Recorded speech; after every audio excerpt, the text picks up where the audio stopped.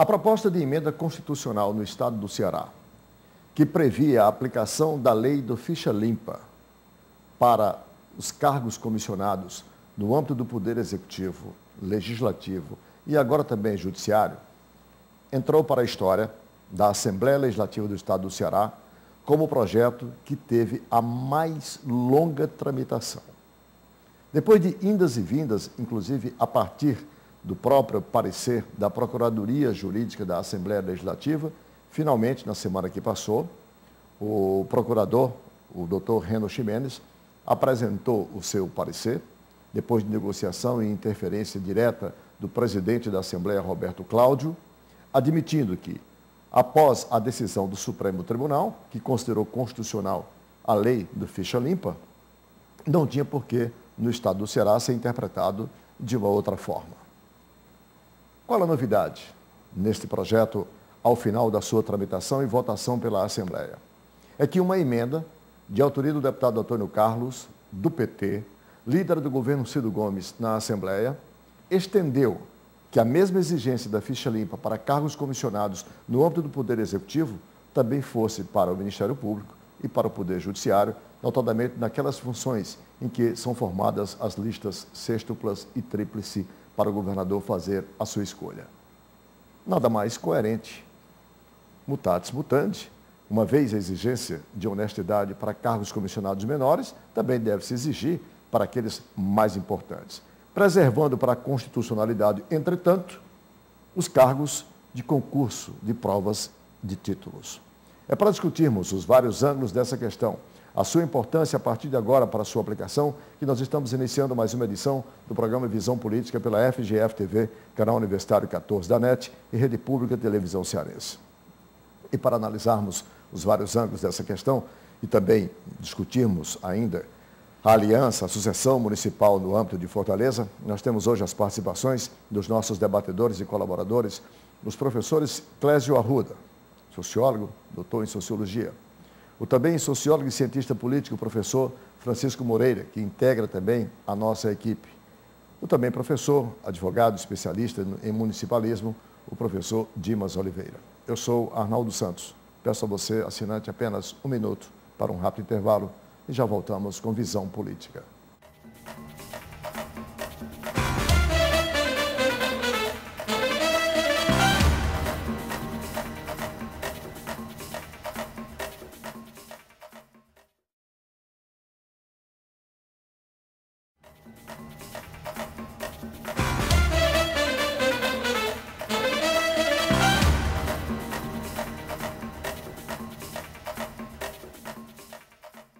Estamos de volta com o primeiro bloco do programa Visão Política pela FGF-TV, Canal Universitário 14 da NET e Rede Pública de Televisão Cearense.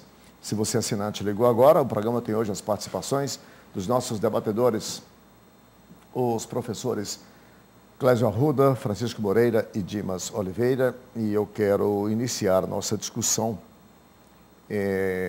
para tentarmos passar para o nosso assinante o que significa a aprovação dessa proposta de emenda constitucional, aprovada na semana que passou pela Assembleia, que estende ou recepciona a lei do ficha limpa aprovada no Congresso e admitida pelo Supremo Tribunal para os políticos, para aqueles que desejam concorrer aos mandatos eletivos, também para aqueles que vão exercer as funções comissionadas, os chamados cargos de confiança, de livre escolha e nomeação do chefe do poder no âmbito do Executivo, porque ainda está tramitando no âmbito da Câmara Municipal para mesmo efeito na lei orgânica do município de Fortaleza. Qual a novidade? A novidade é que, uma vez para preenchimento de cargos resultante de concurso público de provas e títulos, ainda que o cidadão aprovado daquele concurso responda a tem alguma pendência na justiça por alguma ordem, mas este está livre da aplicação porque ele submeteu-se a um concurso de provas e títulos. A emenda do deputado Antônio Carlos, que é do PT e é líder do governo na Assembleia, sabiamente, a PEC de autoria do deputado Heitor Ferrer restringia somente ao âmbito do Poder Executivo, para os cargos de livre nomeação, os chamados cargos demissíveis ad nutum ele estendeu que também para as funções no âmbito do Ministério Público e do Poder Judiciário, notadamente aquelas funções em que quem disputa, concorre às listas sextuplas, que vira tríplice e que vai para a escolha do governador, uma vez aqueles que entram nessa lista, se tiver alguma pendência, também no âmbito do Poder Judiciário, condenado em primeira instância por um órgão coletivo, também estão impedidos de serem nomeados. Acho que guardou uma coerência, quero aqui reconhecer de público, que foi muito sábia a emenda do deputado Antônio Carlos, inclusive muito elogiada pelo autor da PEC, que é o deputado Heitor Ferrer. Eu queria então colocar para vocês, Clésio Arruda, qual é a sua interpretação?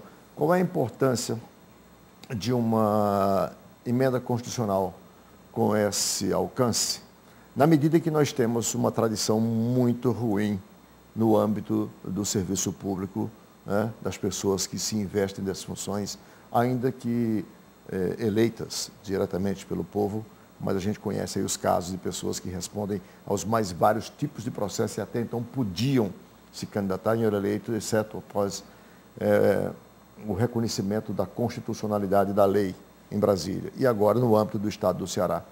Que importância isso tem para que nós possamos iniciar, digamos, uma nova ética no serviço público? Eu, primeiro, agradecendo o convite mais uma vez, Arnaldo, e a participação com os colegas. Acredito que quer dizer, uma iniciativa dessa, ela reforça, né, a lei original, no sentido da busca de uma, né, de uma atuação mais coerente no sentido do uso do recurso público, né, no resguardo da malversação do recurso público. Né. É bom a gente atentar para um fato de que a sociedade brasileira, ela atualmente vem passando por um momento econômico muito interessante, de crescimento econômico, e talvez o exemplo mais próximo, historicamente, seja o dos Estados Unidos, quando, mais ou menos na década de 20, os Estados Unidos têm esse crescimento econômico elevado, né, e é o momento em que ocorre o maior índice de crimes financeiros. Né. A tendência é que os países que passam por crescimentos acelerados e rápidos, eles não têm estrutura de controle dos recursos com os quais trabalham. Há uma movimentação maior de recurso. Né? No caso brasileiro, inclusive, mais complicado, porque nós temos também aumentada a inserção internacional no comércio com compra e venda. Quer dizer, tudo isso leva a aumento de recursos, aumento de riqueza sem controle, ele gera uma facilidade para a malversação do recurso, para o uso indevido do recurso. Então, estender é sempre aí no caso, até para o âmbito municipal como perspectiva, é interessantíssimo porque ele reforça a necessidade que a gente tem de controlar, quer dizer, o comportamento dos indivíduos que estão à frente dos recursos. A grande novidade que eu acho que é interessantíssima é voltar para não para o indivíduo eleito, mas para o indivíduo que trabalha na função de cargo comissionado, até porque nessas funções é onde a gente tem a contratação de pessoas que muitas vezes funcionam como o gerente de recursos, né? Gerente de projetos. Coordenadores de despesas. Isto, né? Que são aqueles que dizem para onde vai o recurso, para que se destina.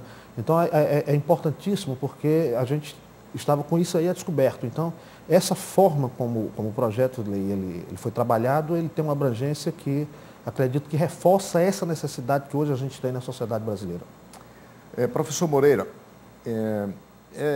fazendo uma rápida retrospectiva, Dimas, senhores assinantes, se nos lembrarmos somente a partir do período da redemocratização, vamos aqui à década de 80, quando começamos a discutir e fazer a transição para a democracia, logo em seguida o Brasil ele é impactado, quer dizer, com os chamados crimes dos colarinhos brancos, assim ficaram conhecidos, né?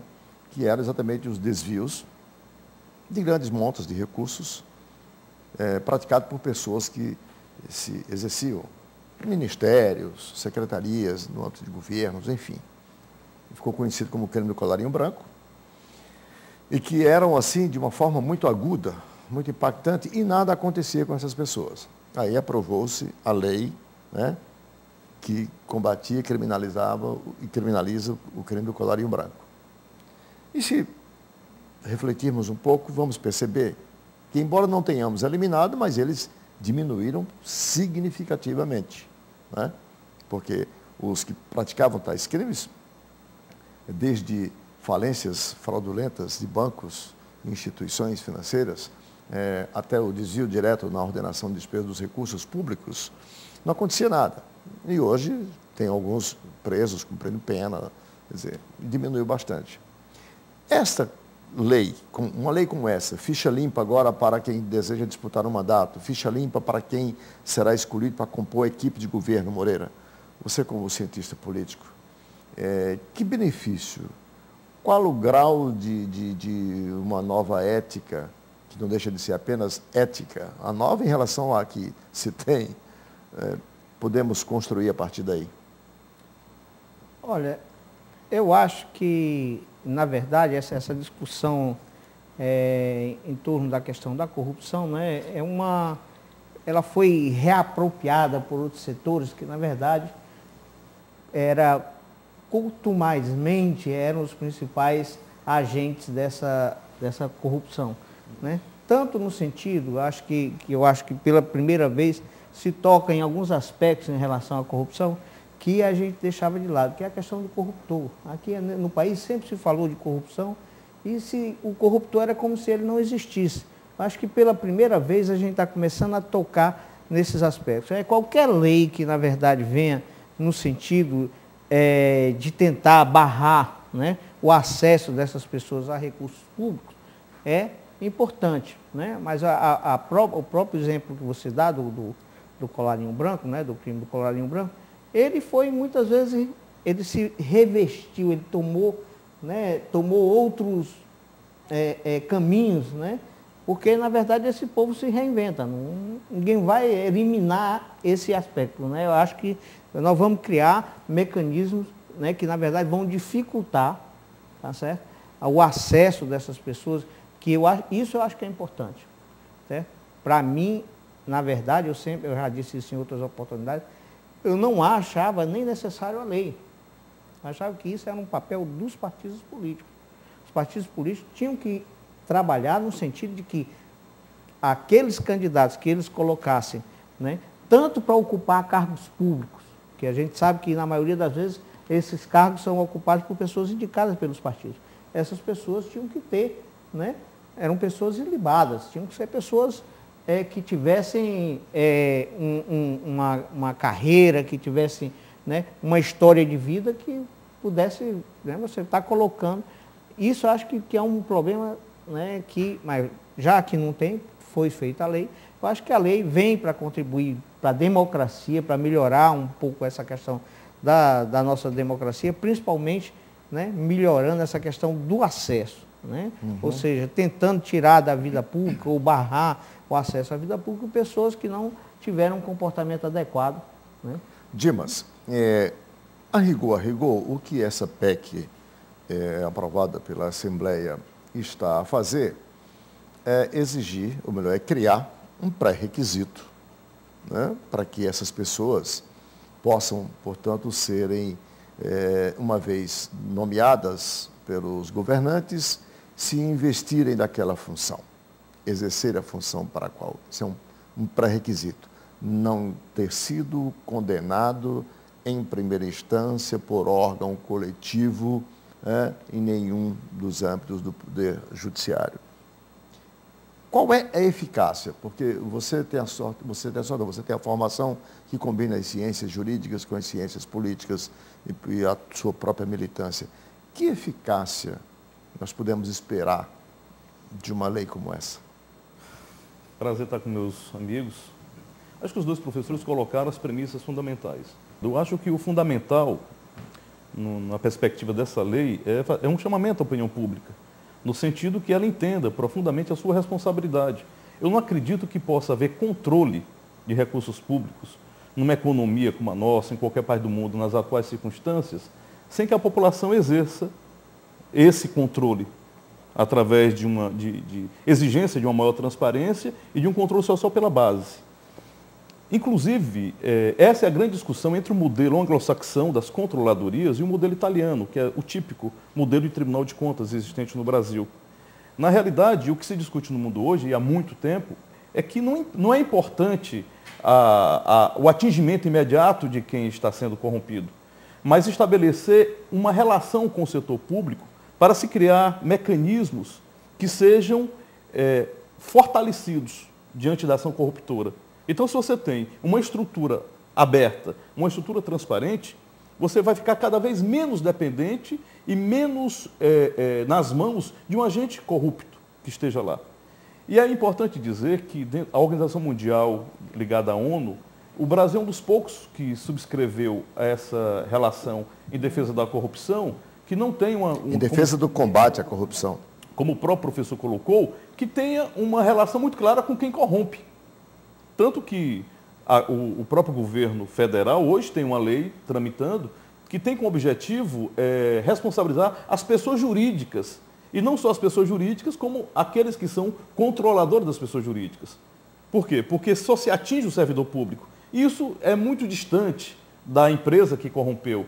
A empresa muitas vezes corrompe e diz depois que não tinha nenhuma responsabilidade com o servidor, ele agiu independentemente dela, juridicamente a pessoa jurídica está livre para voltar a agir em outros âmbitos da federação, outros estados. Aliás, recentemente, no início do mês, o Fantástico denunciou aquela corrupção no âmbito do hospital público no Rio de Janeiro, onde a coisa era de forma muito assintosa, e o que se viu 24 horas depois, a denúncia foi na segunda-feira, foi no domingo, na segunda-feira, o que se viu foi a demissão pura e simples de todos aqueles que estavam praticando a corrupção. As empresas se apressaram em anunciar que estavam todos demitidos e que não tinham, quer dizer, nenhuma daquelas pessoas, orientação e autoridade para falar em nome da empresa naqueles termos, só para corroborar do que você está dizendo. Isso. E o que o professor pouco diz, são atos, se você tem um cargo comissionado, demissivo ad nutum, quer dizer, uma virada de pescoço do imperador, o cara cai de cargo, então, na realidade, não se configura aquela responsabilidade, diferente do servidor estável, que tem um inquérito administrativo disciplinar, e ele tem muito mais a perder, que ele tem, muitas vezes, vários anos de vida pública, diferente daquele que ingressou imediatamente e também sairá imediatamente.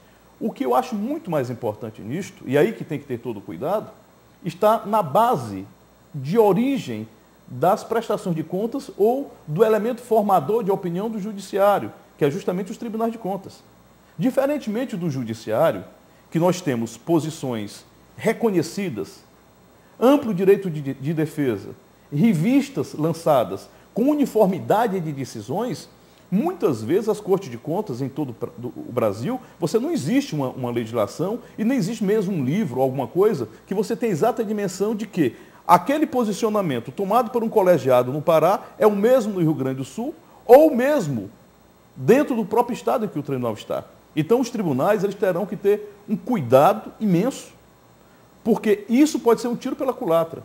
Ao invés de fortalecer imensamente os tribunais, veja bem, diferentemente de alguns tribunais europeus, que são corpos independentes, são verdadeiros poderes, os tribunais de contas aqui, eles simplesmente emitem pareceres para o parlamento e a base fundamental para que o judiciário comece... Aliás, a emenda do deputado Antônio Carlos também alcança os indicados para os tribunais de contas, que são aqueles que disputam as listas tríplices também, que muitos foram nomeados aí, tinham sido prefeitos... tinham sido prefeitos, tinham sido deputados e respondiam, inclusive, a muitos processos. Então agora, ou os tribunais se sofisticam e ganham uniformidade, ou vai ser um problema muito sério. Por quê? Diferente de outros países do mundo, aqui, qualquer juiz singular, ele pode imediatamente afastar a posição de um tribunal de contas. Então isso tem que ser muito bem pensado para não fragilizar os tribunais, caso não tenham posições muito claras e o que efetivamente pode fazer com que um cidadão seja considerado como ficha suja. Isso é uma coisa muito séria. Bom, eu vou fazer o nosso primeiro intervalo aqui, porque quando eu retomar, eu quero sequenciar essa discussão numa outra perspectiva. É preciso uma lei para que os homens, detentores de funções públicas, sejam elas mandatos eletivos ou livre nomeação, devam proceder corretamente, tenham que ter, quer dizer, um padrão uma vida pregressa, minimamente considerada dentro dos padrões da ética republicana, mesmo a brasileira? Um instante só, e a gente volta.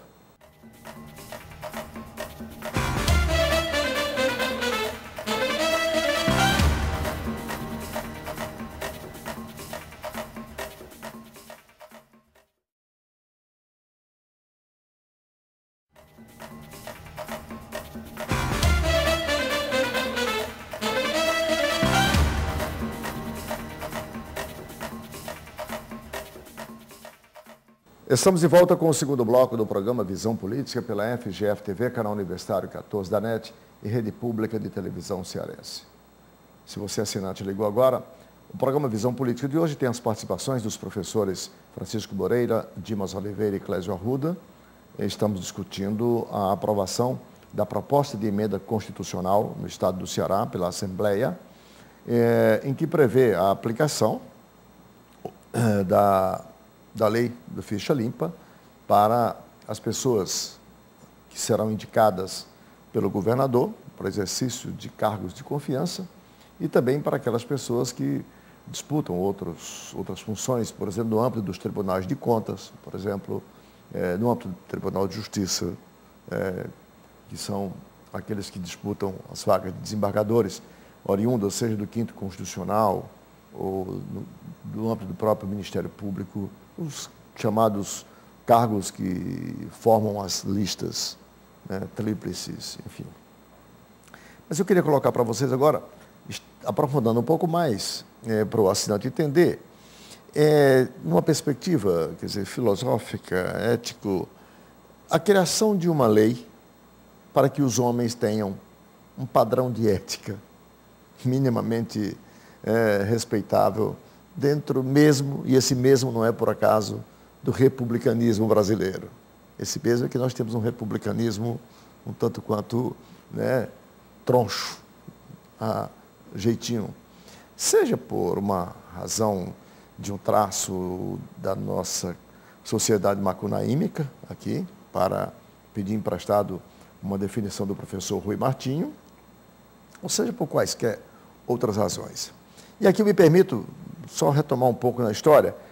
Quando os homens, quando ainda éramos nômades, vivíamos ali em pequenas aldeias, pequenos grupos, já se estabelecia, que é quando surge a primeira ideia de parlamento, de coletivo, os jovens vigiavam, os mais velhos descansavam, e bastava que um daqueles mais jovens deixasse de cumprir as determinações emanadas dos mais velhos, que assim organizavam o grupo com suas regras e seus padrões, para que este fosse, inclusive, muitas vezes excluído do grupo. Por quê? Por uma falta de ética exigida por aquela cultura vigente, ainda quando nômades. Se transportarmos para o século XXI, aqui, é aí que eu quero colocar, precisamos criar uma lei para dizer a quem governa, olhe, governador, você só pode nomear agora o professor João, se o professor João não tiver nenhum processo, respondendo nenhum processo. Ora, o governante de plantão já devia fazer esse critério. Se o partido que indicou o João sabe que o João responde a processo, porque em outros cargos que exerceu, o João não se ouve bem com o erário estadual ou municipal, ainda que o partido tenha indicado, cabe ao governante dizer, não, este aqui, levanta fichas aqui. Quer dizer, todo Estado tem um serviço de inteligência, todo Estado exige que os homens se apresentem como ficha limpa, com as mais várias certidões negativas em todos os âmbitos. Estamos criando uma lei no século XXI, no âmbito do nosso Estado e do país, para que os homens tenham um mínimo de padrão ético. Professor Clésio Arruda, eu queria colocar essa vertente para que vocês agora, o tema é esse para vocês três discutirem nesse bloco aqui. Eu queria levantar aqui algumas questões gerais e depois ver a contribuição dos colegas. Nós estamos diante de valor moral. Eu vou levantar aqui a questão por essa perspectiva. Claro.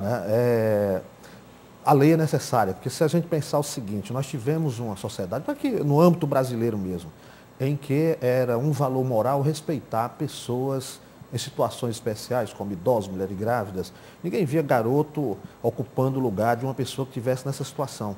Até porque a sociedade como um todo, ela pressionava esse indivíduo para ele não cometer o ato, né? Quer dizer, não ceder o espaço para o idoso para ele ter um atendimento à frente dos outros, isso não precisava de lei.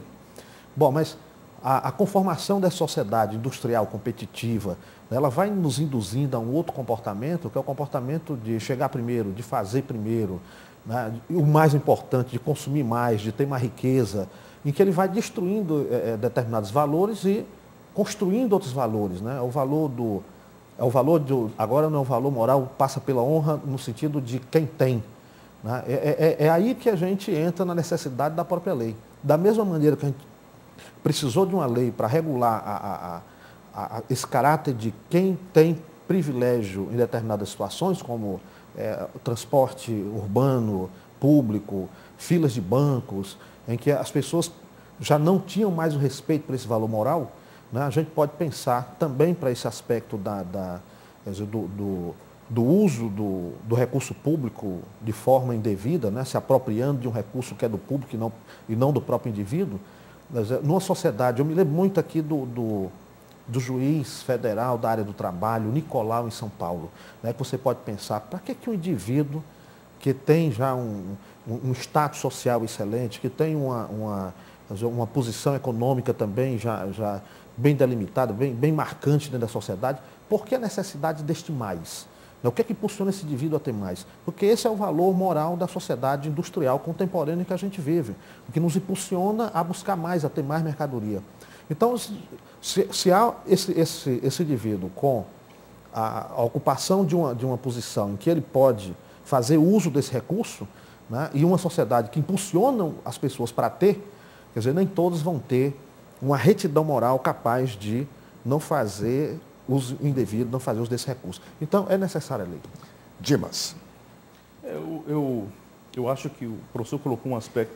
Eu fiz esse questionamento, essa provocação, ela não é por acaso, é porque me parece que nós estamos vivendo, quer dizer, claramente estamos vivendo uma inversão de valores, né?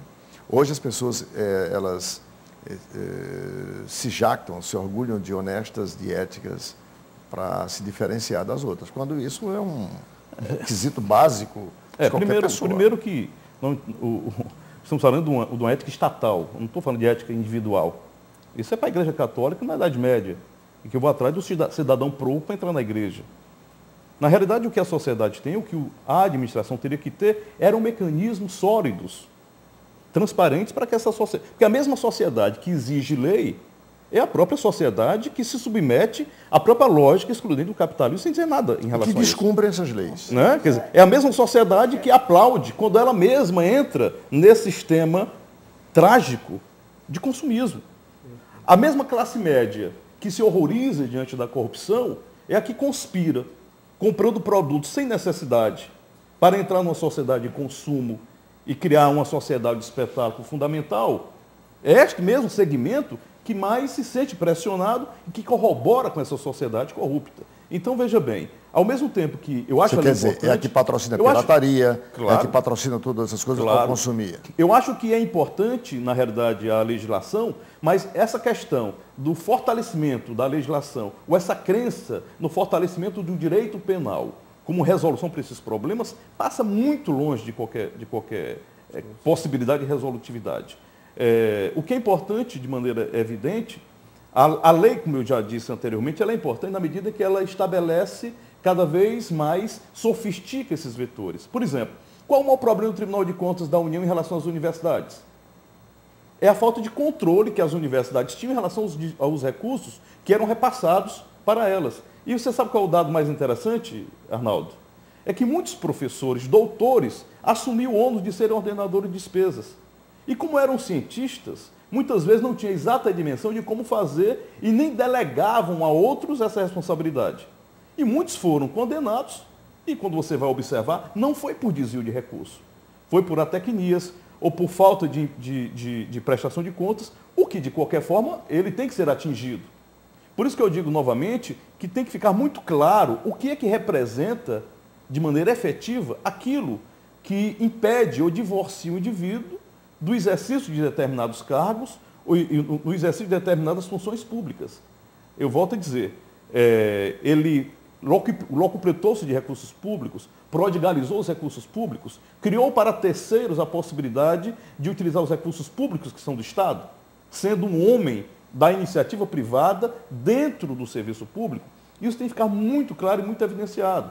Acho a lei importante, acho, acima de tudo, a discussão importante, mas passa muito distante dos principais problemas que se dão efetivamente em relação ao serviço público. Te dou só um dado. Desde o governo Lula até hoje, 3.200 servidores foram demitidos do Serviço Público Federal. 3.200. E as coisas continuam.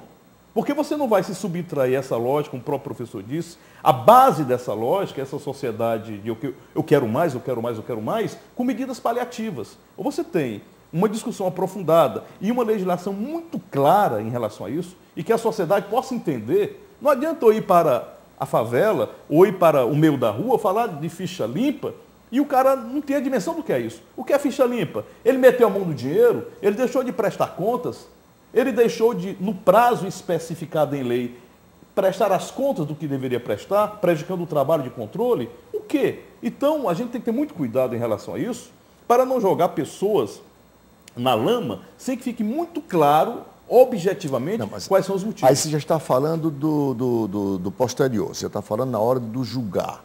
Nós estamos falando do anterior, que é a lei que estabelece requisitos para que o cidadão não seja investido em funções se ele veja bem, anteriormente a lei estabelece responde alguma coisa. A lei estabelece requisitos com base numa idealização. Se, na realidade, existe uma série de requisitos. Certo, claro. Mas parto da premissa... Você está chamando atenção para que se faça a diferença entre as atecnias, ou seja, perda de que prazo se estabeleça de conta e de tal, maneira muito clara isso. E a para malversação.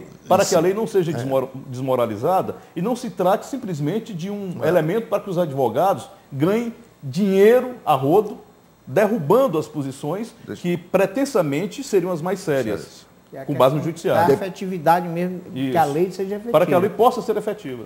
Não, a gente está correndo o risco, acho que o Dimas colocou uma série de, todos os dois, colocaram uma série de questões que acho que são fundamentais para a gente fazer. Vocês estão falando da regulação excessiva do Estado brasileiro. Não é uma questão só da regulação. Eu acho que, por exemplo, o Clésio colocou algumas questões que estão vinculadas a uma maneira da sociedade se ver. A forma como você olha para si na inserção que você tem na sociedade. O Dimas colocou, olha, a mesma sociedade que faz a crítica, que se apropriou do discurso da corrupção, ela é corrupta. Ela faz parte desse problema. Ela alimenta essa corrupção. Tá certo? Porque as pessoas acham que corrupção é só se apropriar do dinheiro público ou mesmo do dinheiro privado, sem ter noção dessas questões. Muitas vezes, as pessoas são jogadas na lama, e aqui no país acontece sistematicamente isso também. Você simplesmente usa politicamente a própria questão da corrupção como forma de denegrir pessoas, para poder facilitar outros mecanismos de apropriação. Eu dou um exemplo rápido dentro do que os professores disseram.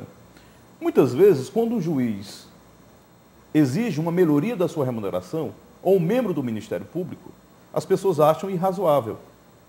Mas esse membro do Ministério Público e esse juiz se defrontam com questões que são imensamente maiores diante da sua responsabilidade, dentro de uma sociedade exigente, muito maiores do que, por exemplo, aquilo que efetivamente um servidor ou um funcionário, um agente público poderia agir ou ter responsabilidade tendo aquela remuneração, adequando-se a esse tipo de contradição. É como um membro da Polícia Federal que, por exemplo, desbarata um cartel e as pessoas criticam quando um agente quer, diante de imensa dificuldade de luta contra o crime organizado, um aumento salarial. A mesma sociedade que exige que o juiz, que um membro do Ministério Público, que um policial federal ou que um membro de um tribunal seja probo, é aquela mesma que não entende muitas vezes o que representa um aumento da sua remuneração. Eles podem ir para Miami comprar milhares de dólares em perfumes franceses, mas não entendem a importância de um agente público ser melhor remunerado. Então, quer dizer, essas são questões importantes. A política salarial ela tem que ser entendida também sobre esse viés. e não comparativamente. Por que um juiz americano, um juiz inglês, um juiz europeu ganha muito bem? Não é porque parte da premissa que ganhando mal, ele vai ser corrupto, não.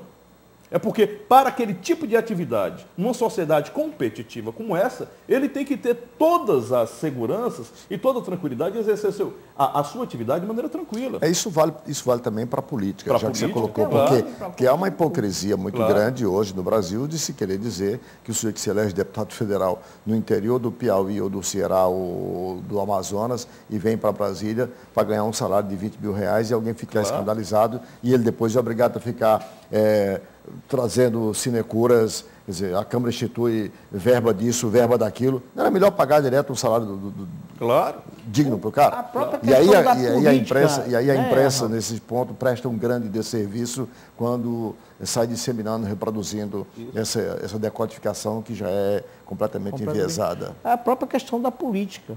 Quer dizer, hoje você ocupar um cargo político, né? Na maioria das vezes as pessoas são atraídas pelas possibilidades, né, que aquilo pode gerar. De ascensão. Em termos de negócio, de não sei o quê. Claro. Isso é um caminho aberto para o processo de corrupção. Bom, deixa eu fazer mais um intervalo, que quando voltarmos eu quero, então, sequenciando na política, só que agora para a política partidária. Estávamos falando de uma política pública importante, que é a questão do padrão ético para os cargos e funções. E agora eu quero colocar nesse bloco a própria sucessão municipal a partir da data de anúncio desse rompimento aí dessa aliança que aos trancos e barrancos ainda está sendo mantida. Um instante só e a gente volta.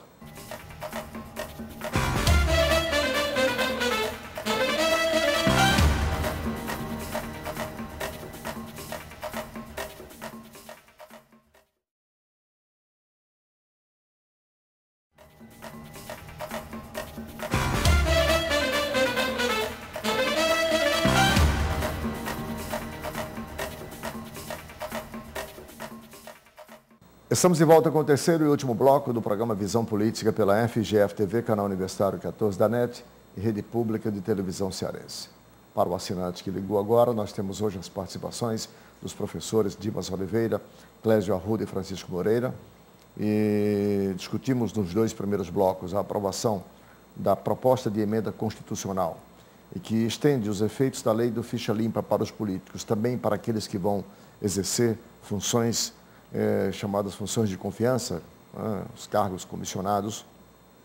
Lembrando que o Estado aprovou, quer dizer, a Assembleia Legislativa aprovou, no âmbito do Estado, e na Câmara Municipal ainda está tramitando para que seja aprovado também na lei orgânica do município, para que o prefeito também tenha a mesma obrigação de só nomear pessoas que não tenham ficha suja. Por enquanto, no âmbito do município ainda não há esse impedimento. A autoria da proposta na Câmara é do vereador Salmito Filho, ex-PT, hoje PSB, e o relator da matéria é o vereador João Alfredo, ex-deputado, também ex-PT, hoje no PSOL. Professor Moreira, Dimas e Clésio Arruda. Aos trancos e barrancos existe uma aliança e ainda a tentativa de manutenção dessa aliança, que envolve aí o PSB com o PT, visando as próximas eleições municipais que se avizinham.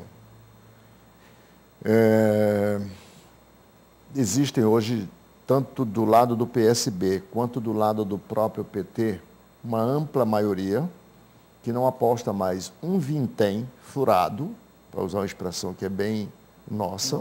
Né? Na manutenção dessa aliança. Eu queria, então, colocar esse assunto para a discussão, interpretação de vocês, na seguinte perspectiva. Rompimento ou manutenção dessa aliança?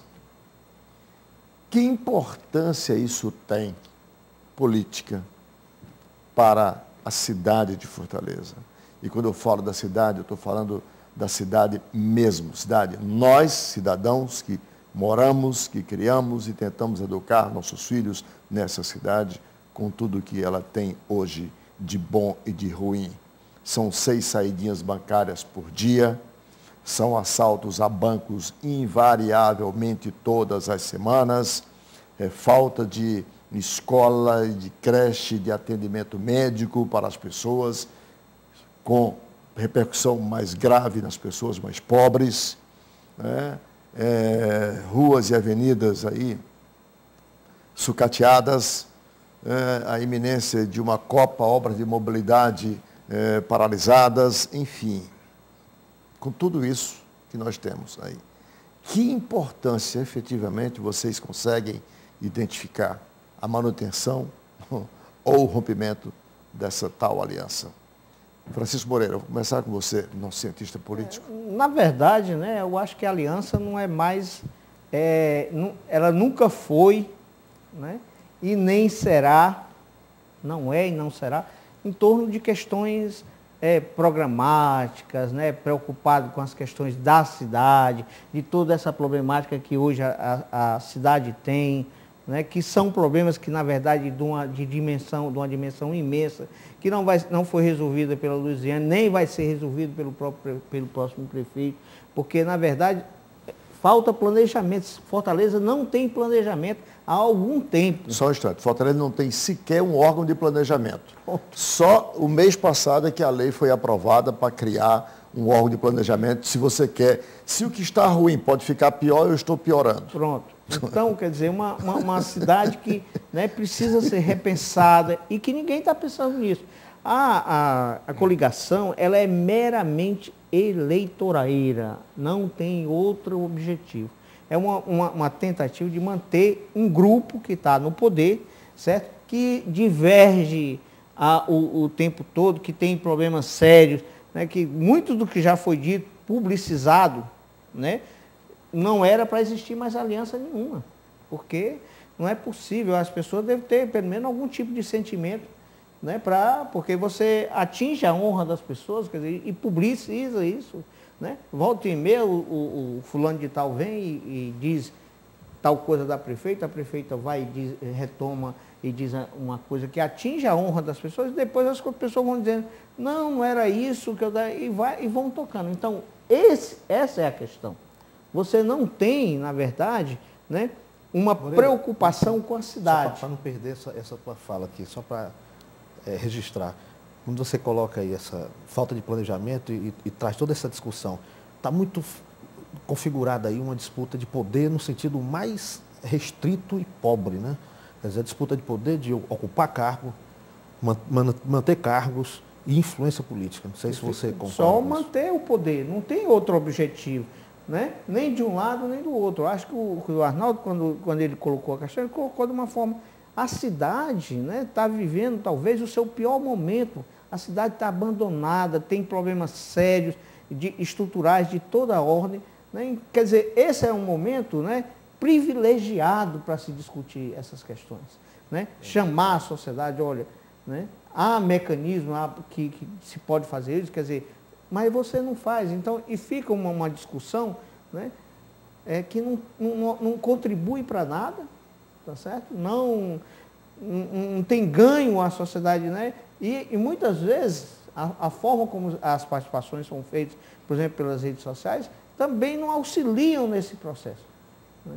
Eu acho que era isso que a gente precisava colocar para chamar a atenção. Né, Dimas Oliveira. Qual é a tua interpretação? Qual é o sentimento que você recolhe dessa discussão? Você que tem sempre raciocínio aqui muito claro e importante, que nos ajuda a entender essas querelas políticas. Olha, porque essa aliança é tipicamente a querela. A questão é complexa porque, ao mesmo tempo em que eu concordo plenamente, eu acho que se os políticos ou as pessoas que fazem política nesse estado, nesse município, tivesse como premissa, de maneira muito clara e muito transparente, e ao ponto de renunciarem, muitas vezes, algumas predileções pessoais, diante dos barracos infectos, diante das imensas dificuldades da cidade, essa coisa já teria sido resolvida. Eu acho que essa é uma verificação sem muitas dificuldades. No entanto, o que ocorre é que muitas das pessoas que fazem política, elas consideram que elas próprias já encarnam esse desiderato, esse sentimento social. E isso se reforça e se aprofunda quando você tem, fundamentalmente aqui em Fortaleza, políticos oriundos de uma tradição que não é uma tradição de se locupletar de recursos públicos, mas de lutas sociais. E isso é um quadro que se torna ainda mais complexo. Porque se você observar tanto o PT em Fortaleza como o governo do Estado, dificilmente você vai identificar tanto o Cid como o Luiziane como pessoas que entram na política para enriquecimento. A perspectiva se torna muito mais difícil porque a perspectiva me parece que é, de fato, fazer o que é melhor possível para as pessoas. E aí surge então um problema. O que vem a ser o melhor possível para as pessoas, na medida em que a gestão reflete, ou o tipo de atuação política reflete talvez o inverso. Tomando por base que é verdade o que você está colocando, que existe essa boa intenção de ambos os lados, o que isso tem a ver, por exemplo, com o que nós estamos assistindo em nome da manutenção dessa aliança? Porque o que nós estamos assistindo em nome da manutenção dessa aliança resvala para a baixaria. Isso. Já. E aí o que... São acusações pessoais. Então o que é que eu acho? Tá? Que não se coaduna com a quinta maior cidade do país, com uma sociedade que se pretende moderna. Quero crer que os contendores da política não receberam de nós, sociedade, autorização para se comportarem como estão, em nome, repito, de uma tal aliança que não vale um vintém furado, mantendo ou rompendo. Acho que a base social dessa força deles são os votos que eles têm. Porque, de fato, apesar de todas as críticas a eles, se eles se unirem, quem tem voto são eles, de maneira objetiva. Então, esses problemas estruturais e que muitas vezes a intelectualidade ou as pessoas mais informadas identificam, as pessoas que fazem a política concreta acontecer, que é a população, identificam neles os seus representantes mais legítimos. Então, temos que partir dessa base, porque senão a gente vai ter que renunciar até ao sistema capitalista, porque, no meu ponto de vista, essa sociedade, do jeito que ela está montada, não responde a nenhum problema do povo na humanidade. Mas está aí.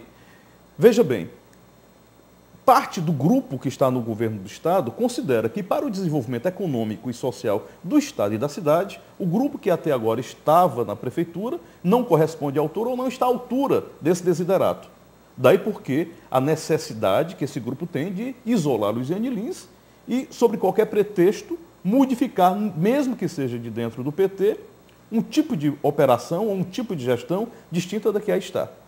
Como o próprio governador acenava Camilo e outros mais. Não, mas, e como o próprio mas só um instante, eu não identifico, pelo menos pegando a palavra de quem você nomeou como aqueles nas quais a sociedade enxerga a legitimidade, eu não identifico essa tentativa de isolamento da Luiziane pelo governador, por exemplo. Muito pelo contrário. O governador vive ainda, não repito, o governador, mas os altos mesmo desse jeito, ora, mas se o Ivo, ele está aí. Mas o que você acha que é a fala do Ciro Gomes e do Ivo, quando dizem, por exemplo, que não querem romper com o PT, que não querem romper com a aliança? O que eles não querem é que exista um candidato in pectore da prefeita. Em outras palavras, eles são só elegantes. O que eles não querem é um candidato que seja a expressão acabada de Luiziane Lins. E é muito simples. É porque caso Luiziane faça o prefeito da cidade e não haja um comprometimento para 2014, ela pode se credenciar para disputar o Senado ou o próprio governo do Estado. Então, o que está em jogo, momentaneamente, não é só a prefeitura, é o futuro. E digo mais, essa discussão passa muito longe de Fortaleza. Lula, Dilma, o governador de Pernambuco estão discutindo nacionalmente as relações entre PSB, que apoia a Serra em São Paulo, PSB como candidato no lugar do PT em Pernambuco e talvez Fortaleza. Então essa discussão não é uma discussão que passa só por aqui. Está existindo uma discussão entre o PT nacional e o PSB no que diz respeito ao que você me dá e o que eu te dou. Quer dizer, existe não só a discussão local, como a discussão nacional tangenciando as discussões locais. Dos que estão aí, dos atores que estão colocados, isso aqui é só um parêntese, antes de ouvir o Clésio, todos nós conhecemos. Heitor Ferrer já disputou, é deputado há 4 mandatos, já disputou a Prefeitura de Fortaleza 2 vezes. Inácio Arruda é senador da República, já disputou a Prefeitura de Fortaleza 2 vezes. nós conhecemos o que eles pensam sobre a cidade e para a cidade. Moroni Torga, que de vez em quando a mídia o coloca como ainda candidato, idem. O único desconhecido nesse cenário é aquele a quem a prefeita quer vê-lo ungido, né, com o apoio de todos e a bênção de todos para se eleger. Você que nos assiste nesse instante, assinante, eu vou lhe fazer uma pergunta. Você sabe o que pensa o secretário Elmano? Elmano do quê? De Freitas. Elmano de Freitas. Você sabe o que ele pensa? Qual a visão de mundo dele? O que ele pensa sobre política? O que ele tem de ideia para colocar para a cidade? Você conhece? Eu não conheço.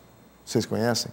É estranho, eu me acho estranho, que até hoje a gente não conheça o pensamento deste cidadão. E acho que era muito importante que conhecêssemos aqui, né? Mas a gente não sabe, não sei que estratégia é essa de mantê-lo cada vez mais desconhecido, já que essa é a grande crítica que se lhe fazem, é que ninguém sabe quem é. Que eu acho isso bom, se só lhe fazem essa crítica, então nada pesa sobre ele, porque o fato de ser desconhecido, agora, isso estaria a exigir que ele se mostrasse. Correto. Se mostrasse, quer dizer, com o seu pensamento. Qual é a visão que o senhor Elmano de Freitas tem para a cidade, para os seus graves problemas? Era importante que nós conhecêssemos. Ô Clésio, voltando à questão da aliança. Eu voltar um pouco à discussão, depois a gente pode voltar para o candidato a prefeita, que eu acho que... Vou seguir aqui um pouco com o raciocínio já trabalhado pelos colegas. Embora com o Dimas aqui, eu queria só salientar aqui o seguinte, concordo plenamente com ele que a gente tem esses dois, simultaneamente a gente tem o plano federal e o plano local em jogo. A grande questão que me passa é que nós estamos com o plano federal superior, no sentido de que a disputa é muito mais pela questão de poder e não poder local, mas um poder nacional, do que as dificuldades que o Moreira levantou, que é da administração da cidade de Fortaleza, com seus problemas urbanos, com questões antiguíssimas, como falta de esgoto, falta de água encanada, e com problemas contemporâneos, que é o impedimento que a gente tem para se deslocar nessa cidade. Então, quer dizer, é algo que precisa ser extremamente pensado, planejado, e uma discussão que tem que ser racional. Né? E aberta inclusive com todos os canais. A gente autocrítica, se necessário. Eu preciso saber o que é que tem de proposta para que eu possa me posicionar e até contribuir para avançar nisso, como todos nós, como a sociedade como Ninguém todo. vai dar um cheque em branco a ninguém. Claro, né? Agora, o que eu acho é que a gente vive um momento com esse pacto, que é um pacto desnecessário e que historicamente ele não caberia. Porque se nós tivéssemos, sei lá, no período de um pós-guerra, aí, ok, que a política fosse negada, que todos nós estivéssemos aí num grande grupo tentando soerguer essa sociedade. Porque tínhamos aí um trauma coletivo, não é o caso? Né? O que não é o caso. Né? Então, nesse sentido, quanto mais política, melhor. Quanto mais disputa de interesses para fazer prevalecer o seu interesse para melhor administrar a cidade, melhor seria. Quer dizer, a gente tem um pacto que não permite a crítica há quantos anos? Né? A gente não tem uma crítica feita ao governo do Estado, não tem uma crítica feita à prefeitura, porque a gente está tudo dentro de um mesmo pacote. Quer dizer, como é que se constrói um plano de governo, seja para a prefeitura, seja para o governo do Estado, se não tem oposição cotidiana? Os projetos são apresentados e não se discute, não se debate. Quer dizer, esse projeto é construído dentro do cotidiano da política. Essa colocação dele é muito importante, porque muitos dos críticos à prefeitura ou ao governo nunca apresentaram de maneira sistemática uma oposição sistemática e contundente. A não ser os programas que faz, as críticas mais inteligentes que são feitas. Mas do ponto de vista do mundo da política, você não encontra ninguém, nem mesmo aqueles que se consideram mais à esquerda, com capacidade de fazer uma crítica não só formal, mas uma crítica de conteúdo e com perspectiva de como resolver. A rigor, nós não temos aqui quem formule essa crítica, É isso aí.